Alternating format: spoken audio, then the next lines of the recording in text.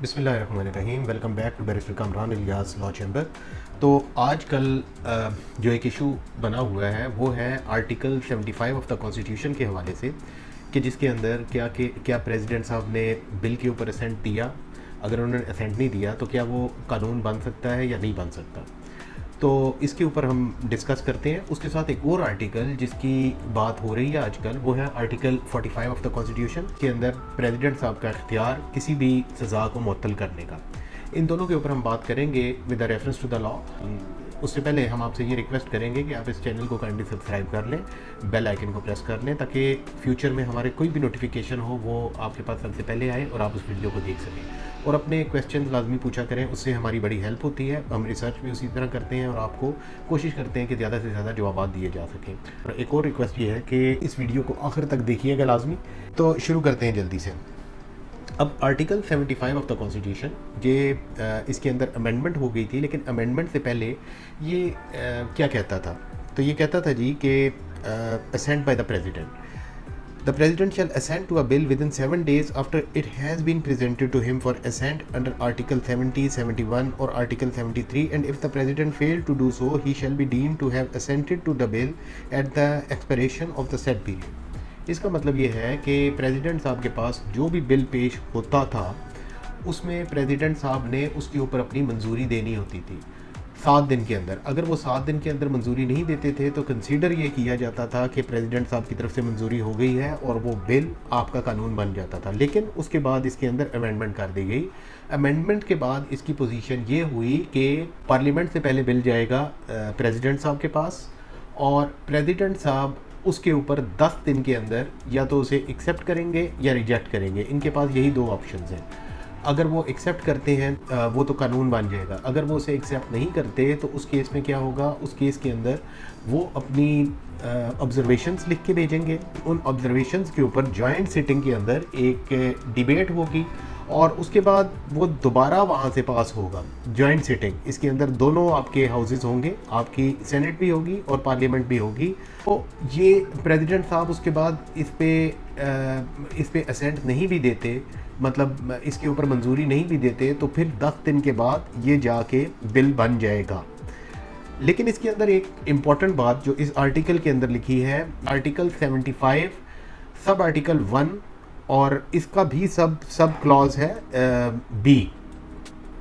In the case of a bill other than a money bill return the bill to the Majlis Shura parliament with a message requesting that the bill or any specified provision thereof be reconsidered and that any amendment specified in the message be considered। इसके अंदर इन्होंने अपना message भी उस bill को return करने के साथ भिजवाना है। अब हम करंट सिनेरियो में इस आर्टिकल को लेके अगर जाते हैं तो प्रेसिडेंट साहब के पास 2 बिल पेश हुए, आर्मी एक्ट के हवाले से और दूसरा ऑफिशियल सीक्रेट एक्ट के हवाले से, जिसके ऊपर प्रेसिडेंट साहब की ट्वीट आई कि मैंने इसके ऊपर दस्तखत नहीं किए और मैंने अपने स्टाफ को कह दिया था कि ये वापस भिजवा दें जहाँ से आया हुआ है। तो क्या उस सूरत में प्रेसिडेंट साहब ऐसा कर सकते थे? देखें, आर्टिकल के मुताबिक उन्होंने उसके साथ मैसेज भी भिजवाना था requesting that the bill or any specified provision thereof be reconsidered and that any amendment specified in the message be considered। तो उसके साथ तो कोई ऐसी बात नहीं हुई। तो इसका मतलब ये है कि अपेरेंटली प्रॉपरली इस प्रोसीजर को फॉलो नहीं किया। अब दूसरी बात यह हो जाती है कि प्रेसिडेंट साहब ने 10 दिन तो हो गए लेकिन उस बिल के ऊपर उन्होंने असेंट नहीं दिया। तो क्या ये समझा जा सकता है कि वो आपका एक्ट ऑफ द पार्लियामेंट बन गया है, कानून बन गया है? तो वो कानून नहीं बना। इसमें हमारे पास जजमेंट मौजूद है, PLD 2001 Karachi page 415। Bill would become law when assented to by the president और the governors as the case में बी। मतलब या तो असेंट होगी या असेंट नहीं होगी, उसके बाद वही टाइम पीरियड वाली बात आ जाती है और उसके ऊपर प्रोसीजर पूरा होना चाहिए कि प्रेसिडेंट साहब की तरफ से भी प्रोसीजर पूरा होना चाहिए और पार्लियामेंट की तरफ से भी, मजलिस शूरा की तरफ से भी प्रोसीजर पूरा होना चाहिए। तो इस केस में मजलिस शूरा की तरफ से तो प्रोसीजर पूरा नहीं हुआ कि उन्होंने दोबारा तो सेकंड टाइम तो बिल भेजा नहीं है। वो तो अगर सेकंड टाइम भेजते तो फिर ये आपका एक्ट ऑफ द पार्लियामेंट बन सकता था। तो अभी अपेरेंटली यही लग रहा है, हमारी अंडरस्टैंडिंग ये है। लेकिन होपफुली इस मामले को ये सुप्रीम कोर्ट में लेके जाएंगे तो सुप्रीम कोर्ट बेटर इसकी इंटरप्रिटेशन कर सकती है, तो वो जो इंटरप्रिटेशन करेंगे वो डेफिनेटली सबसे बेहतर होगी। आर्टिकल 75 हमारे कॉन्स्टिट्यूशन का है, ये पैरेलल है आर्टिकल 36 एजे के इंटरम कॉन्स्टिट्यूशन 1974 के और article 111 and 200 of the constitution of India. इसके साथ section 78 of the occupied Jammu and Kashmir constitution भी इसके पैरेलल है। तो इनके अंदर सब के अंदर बात यही है कि इसका तरीक़ाकार कि पार्लियामेंट से या मजलिस शूरा से बिल ऊपर आएगा और उसके बाद प्रेसिडेंट साहब उसके बाद उसके ऊपर असेंट देंगे या नहीं देंगे। जे के इंटरम कॉन्स्टिट्यूशन 1974 के अंदर आपको प्रेसिडेंट साहब को वापस भिजवाने की और वो सेकंड मतलब कंसिडरेशन की उसके अंदर कोई ज़रूरत नहीं है। अगर वो टाइम लैप्स हो जाएगा तो वो बिल एक्ट बन जाएगा, लेकिन हमारे कॉन्स्टिट्यूशन में ऐसा नहीं है। अब हम आते हैं आर्टिकल 45 के ऊपर, जो डील करता है प्रेसिडेंट साहब की पावर को के साथ कि वो किसी की सज़ा को मुअत्तल करने का इख्तियार रखते हैं। तो इस आर्टिकल की वर्डिंग तो बहुत प्लेन है, power of the president to grant pardon. ये है the president shall have power to grant pardon, reprieve and respite and to remit, suspend और commute any sentence passed by any court, tribunal और other authority. इसकी plain reading से तो यही लगता है कि कोई भी सेंटेंस किसी भी कोर्ट, किसी भी अथॉरिटी, किसी भी ट्राइब्यूनल की तरफ से पास हुई हो तो प्रेसिडेंट साहब उसे मुअत्तल कर सकते हैं।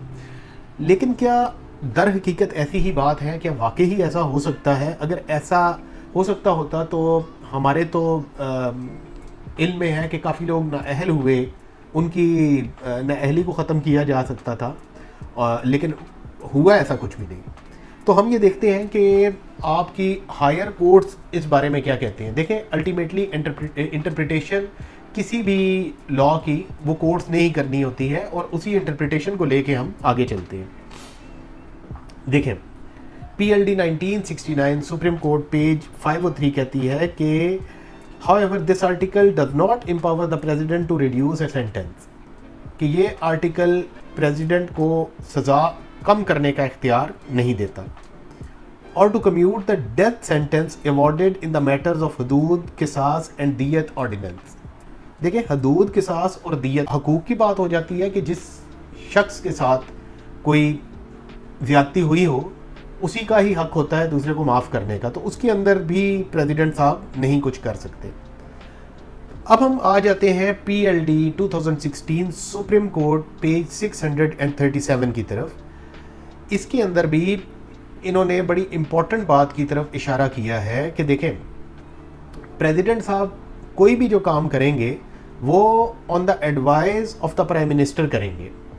इनका ये इख्तियार भी एग्जेक्टिव इख्तियार है कि अगर किसी की सज़ा को मुअत्तल करना है, उसके बारे में कुछ करना है, तो उसमें भी प्रेसिडेंट साहब को एडवाइस की ज़रूरत पड़ेगी अकॉर्डिंग टू दिस जजमेंट। और आगे हम आते हैं कि ये इंशाल्लाह आपको ये कॉन्सेप्ट समझने में बहुत मदद करेगी।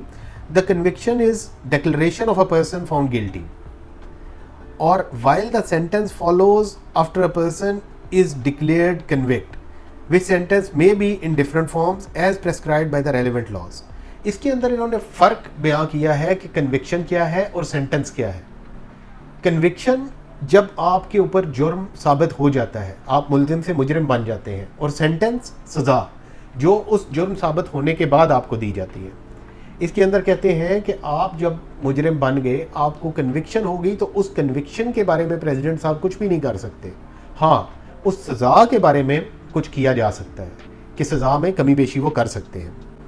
The president has got power to grant pardon etcetera only with regard to the sentence, but has got no power to set aside the declaration of guilt as recorded by the competent court, authority और tribunal. इसका मकसद ये है कि ये किसी ने कोई मुजरिम साबित हो गया है तो उसके लिए आगे अपील के दरवाजे खुले होते हैं। एक कोर्ट के बाद दूसरी कोर्ट और दूसरी कोर्ट के बाद तीसरी कोर्ट, वो ये कोर्ट का काम है, उन्होंने ये काम करना है, वो ये काम प्रेसिडेंट साहब नहीं कर सकते। हमें ये दोनों कॉन्सेप्ट क्लियर हो गए होंगे कि आर्टिकल 75 और आर्टिकल 45 ऑफ द कॉन्स्टिट्यूशन क्या कहते हैं। तो आज के लिए इतना ही। उम्मीद करते हैं कि आपको ये छोटा सा व्लॉग पसंद आया होगा और इंशाल्लाह कोशिश करेंगे कि आपके लिए ऐसी और इन्फॉर्मेटिव वीडियोस लेके आते रहें। तो thank you very much for being with me. अस्सलाम वालेकुम।